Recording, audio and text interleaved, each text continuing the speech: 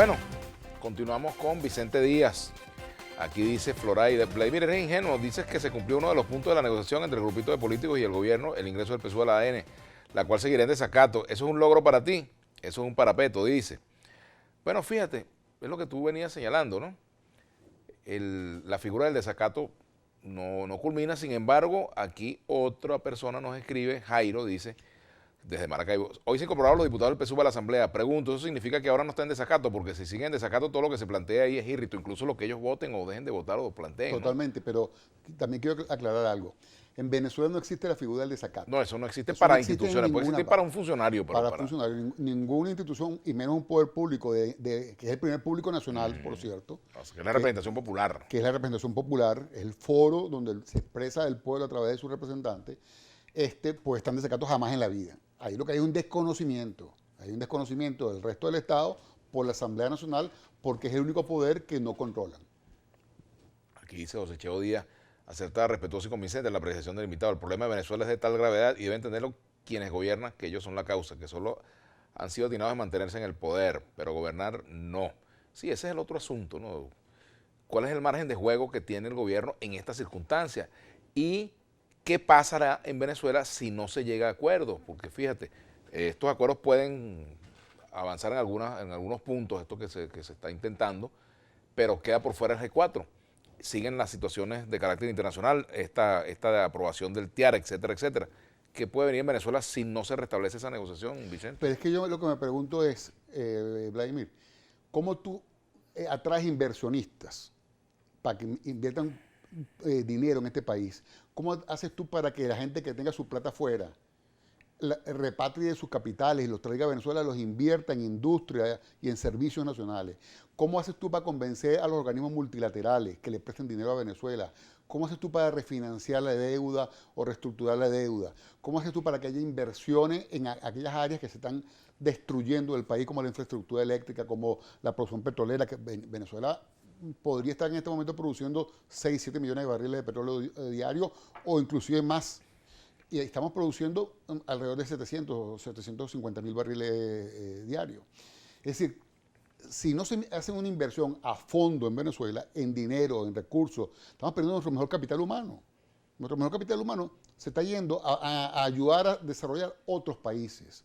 Ajá, y la única forma que eso se resuelva es con un acuerdo que restituya la democracia en Venezuela. ¿Qué significa restituir la democracia en Venezuela? Lo reitero, tiene que haber poder judicial independiente, tiene que haber poder ciudadano independiente, tiene que haber poder electoral independiente, tiene que haber elecciones presidenciales y tiene que haber las elecciones parlamentarias que se hagan cuando correspondan y como correspondan. Eso es lo que tiene que haber para empezar. Con eso no se resuelve el problema. Con eso se empieza a resolver el problema porque empieza a generar un clima de confianza, de estabilidad, que te permite entonces seducir al capital. Porque al capital no hay que imponerle cosas. Lo que hay que hacer es seducirlo para que se venga a Venezuela, porque hay 195 países en el mundo que están tratando de atraer capital. Claro. Entonces, bueno, Venezuela tiene que competir para traer capital. De los venezolanos que lo han sacado de Venezuela y están invirtiendo en otros países y de gente que quisiera invertir en Venezuela, porque Venezuela tiene un potencial enorme y todo el mundo lo sabe, pero que le da miedo porque en esta situación que tenemos. Entonces hay que resolver el problema de fondo, porque si no, va a seguir, la gente está viviendo aquí con $2 mensuales. Y los índices de pobreza que establecen las Naciones Unidas para considerar que una persona es pobre, sigue con menos de $2 al día. Aquí se sigue con $2 al mes. Es decir, que estamos muy por debajo de cualquier umbral de pobreza reconocido internacionalmente. Eso es lo que nos tiene que motivar a todos, no importa tu ideología, es hacer que ese ciudadano, la familia venezolana se recomponga, se restituya y saquemos al país de la situación que tiene. Vicente, fíjate, uno de los puntos es el de la realización de unas elecciones en las cuales se compita de forma equilibrada, ¿verdad? Para ello hay que designar el Consejo Nacional Electoral. Totalmente. Que es uno de los puntos presentes en el acuerdo que firmaron gobierno y el sector que encabeza Timoteo, Claudio Fermín, etcétera, ¿no? ¿Puede allí salir un buen Consejo Nacional Electoral? Bueno, la primera de las cosas porque es eso tendría que ser votado en la Asamblea con... La primera, justamente eso me iba a referir, el Consejo Nacional Electoral, el único órgano competente para designarlo es la Asamblea Nacional, no existe otro. No existe ningún otro poder que pueda designar el Consejo Nacional Electoral, es la Asamblea Nacional.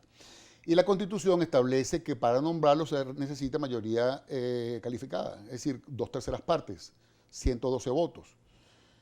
Eso está así, porque ustedes cuando redactaron la Constitución en el 99, lo pusieron de esa manera para obligar A a un las acuerdo, fuerzas claro. que están en el Parlamento a negociar y ponerse de acuerdo para constituir un Consejo Nacional Electoral que no represente a ninguno en particular, sino a todos en general. Ese es el Consejo Nacional Electoral que hace falta.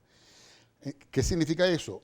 Los partidos que firmaron ese acuerdo en total tienen alrededor de 8 votos dentro del Parlamento. Bueno, son 8 votos válidos, legales, representativos, tan válidos como cualquier otro voto dentro del Parlamento. Pero es que hacen falta 112, no 8, hace falta 112.